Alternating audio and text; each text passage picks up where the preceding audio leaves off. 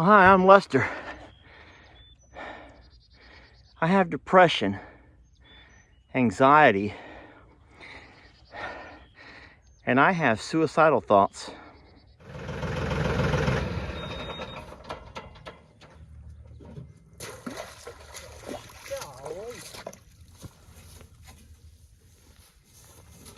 Hey, I'm Jacob, and I suffer from anxiety, depression, and I have suicidal thoughts. There's going to be a lot of people who's going to watch this and they're going to lose a lot of respect for us. You do know that, right? Mm-hmm. Because if they're people like my parents and maybe like your parents who just don't get it, they're probably saying, how dumb. Two guys that have the world at their tips. You got a social media page and you're making a little bit of money. Hey folks, Lester here. You know, everyone knows that me and Jake are some wild and crazy guys. But what you probably don't know is that we really are crazy guys, like cuckoo crazy.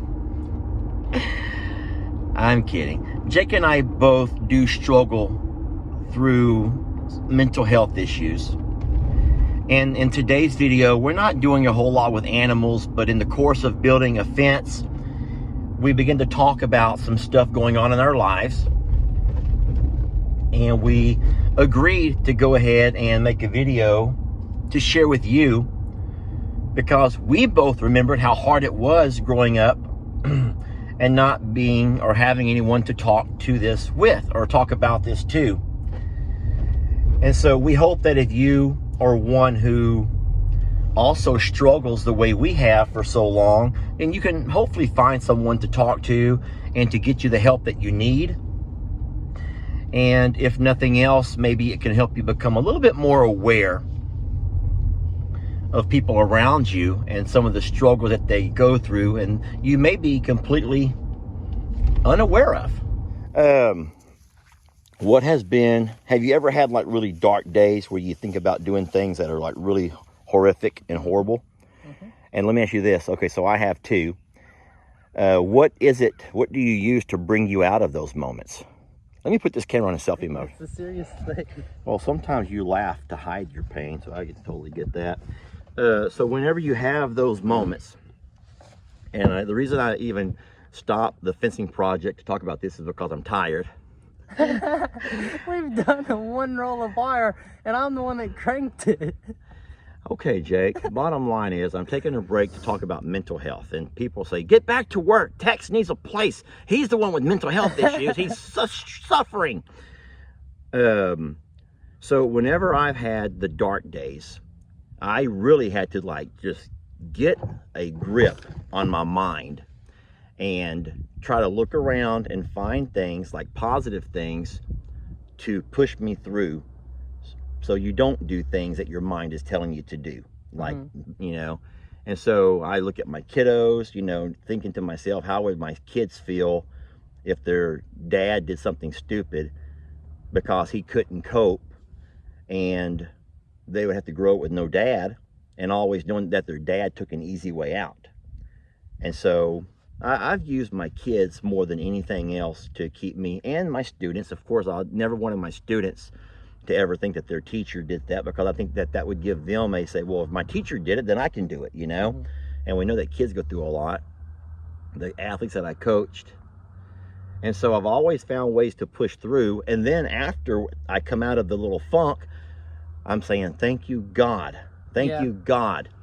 But I've gone as far as, this is going to sound horrible, but I've gone as far as planned where.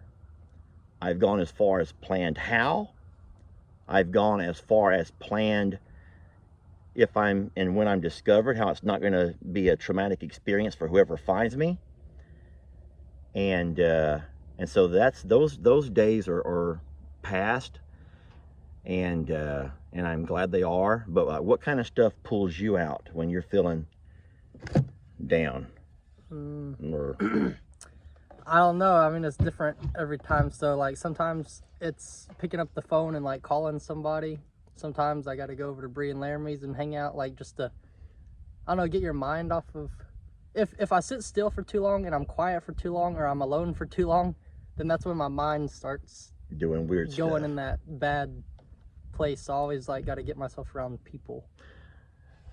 If I was an outside person who did not know you personally, I would say, wait, Jake's always laughing and he's playing and he has this amazing contagious laughter, and there's no way Jake's hurting. There's no way Jake can be hurting like that. There's, if anyone who's depressed or they're having dark thoughts, they wouldn't be laughing and playing and jumping around and acting a fool.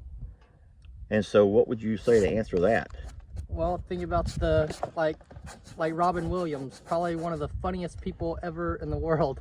We've talked about that one time before, and Chris Farley, who I think Chris Farley was my favorite comedian of all time. And yeah, so I think it's always the happiest people that you probably might want to check on, or at least the people that seem like they're the happiest, because we do that for a reason, because we want other people to feel happy. yeah, well, I've always been embarrassed because I've always felt like it's a weakness of mine. And I feel like, how can I be and have so many blessings and be so strong and then feel so weak and vulnerable at other times, and, you know, allow those moments to creep in on you. But so I know that you and I both have had, you know, we've been diagnosed with some depression and stuff. I have personally taken myself off of it. And talking to you a little while ago, which kind of prompted all of this, you're taking something now that had, so what the doctors prescribed has put you into a funk, not that kind that we just talked about, but in a different state where you...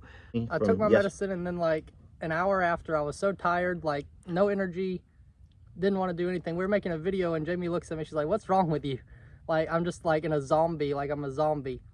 And so I go inside, it was like 6:30, I lay down, and I did not go to bed until 4:30 this morning, because so yeah, so when I saw you yesterday afternoon when we were doing the video in your dad's garage, you just weren't quite the normal self, and then during the feed time you weren't yourself, and so you know, Jamie told me, and then you told me you were going to the doctor. I didn't know you'd got a new prescription. So this is a new medicine?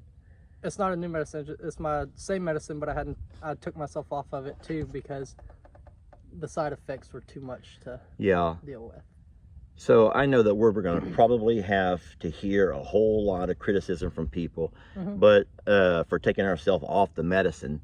But the thing is, I did the same thing. So whenever I was taking the different, I've been prescribed different antidepressants, and so all of them have side effects to me that I don't like. They take away the essence of luster. I'm no longer myself. I remember, I guess the most recent that I think most people can relate to, or they saw, was when we lost Journey.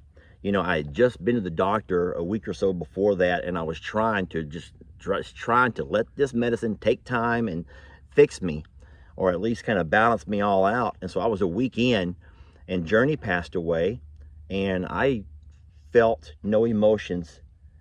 I mean, I feel more emotions thinking about her now and remembering what I saw then than what I felt the day of actually walking out and finding her.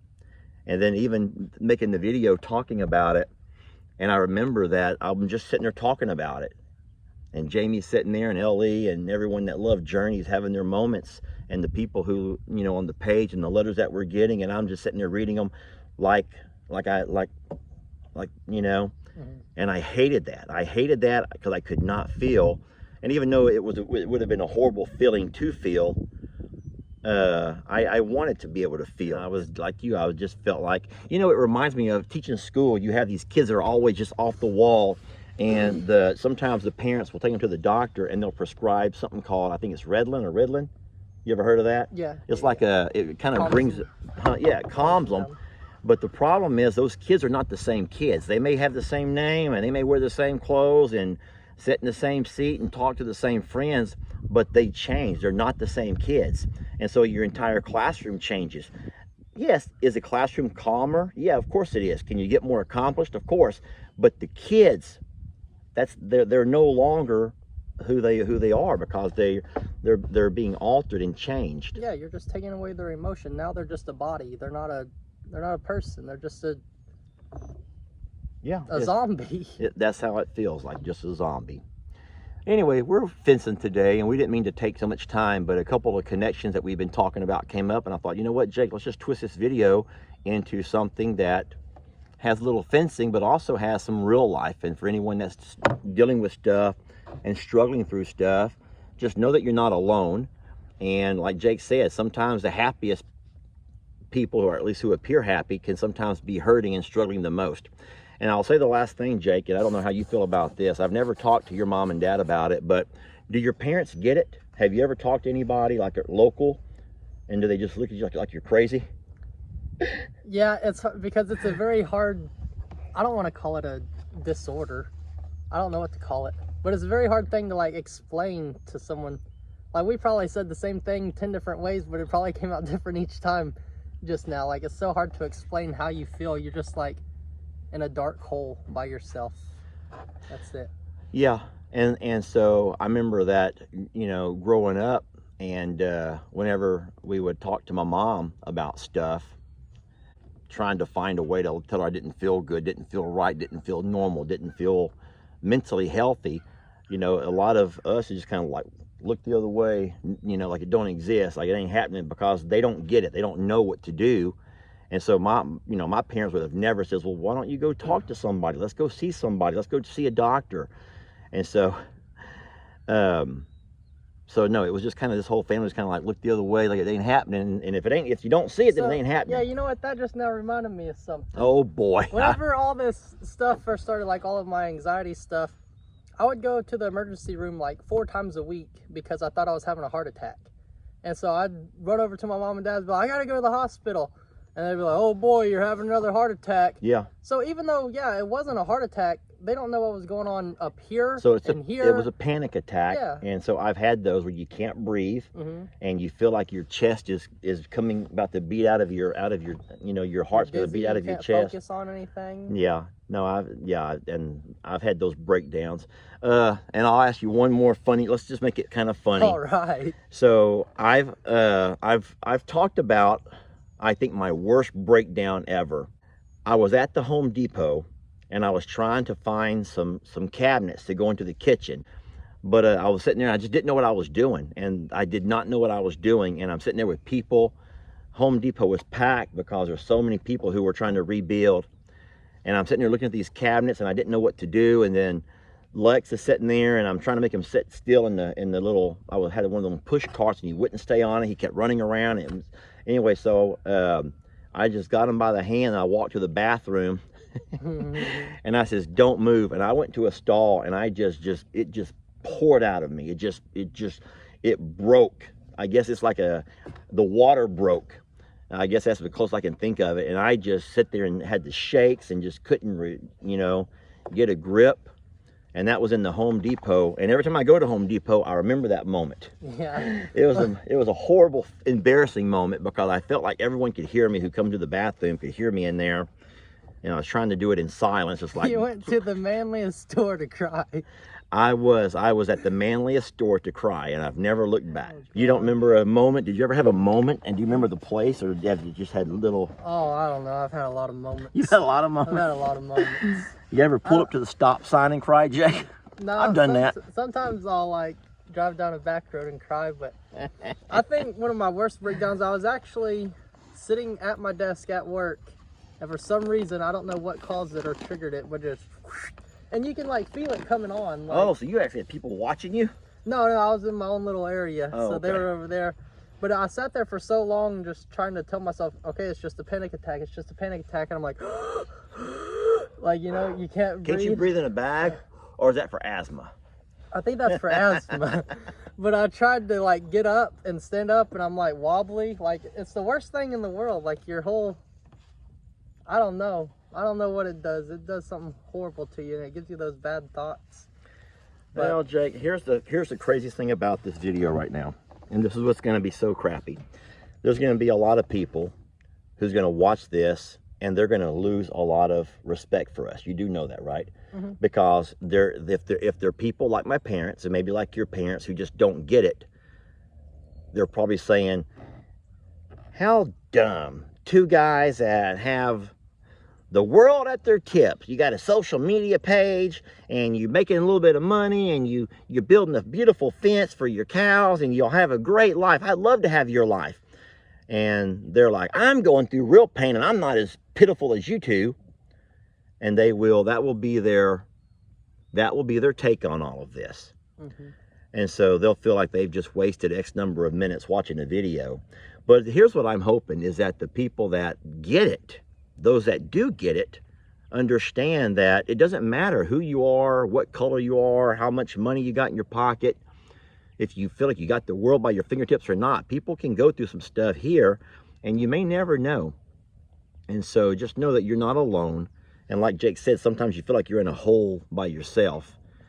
And that, I don't think of a way you could feel more alone. But you're not, Jake. I'm here with you. And you're with me. And maybe that's why we've bonded so much doing stuff like this. Maybe it's not because you're a great worker. Not cool, Jake. Not cool. Not cool, Jake. But we've had some great conversations and neat little discussions and stuff. And all right, Jake, now it's time for a hug. One of them good hugs like your dad used to give you. All right, let's start this fit.